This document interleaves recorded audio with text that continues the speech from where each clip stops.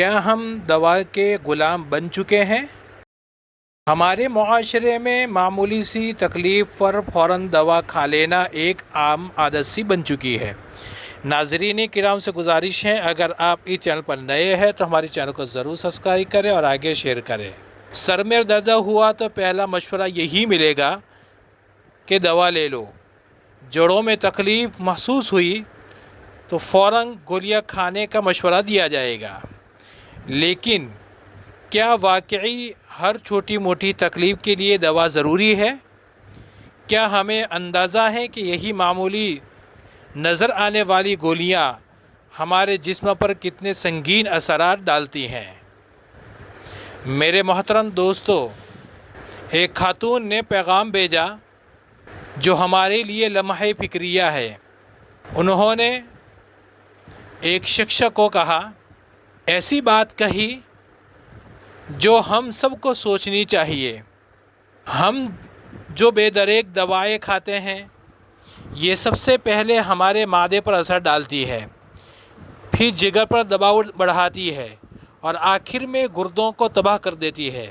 شاید ایک عام آدمی کو اس کا اندازہ نہ ہو، لیکن جو اس اذیت سے گزر چکے ہیں وہ جانتے ہیں کہ گردوں کی خرابی کس قدر تکلیف دہ ہوتی ہے۔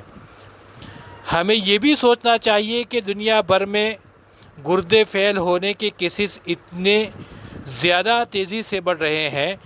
کیا یہ محض اتفاق ہے یا ہماری بے احتیاطی کا نتیجہ ہے؟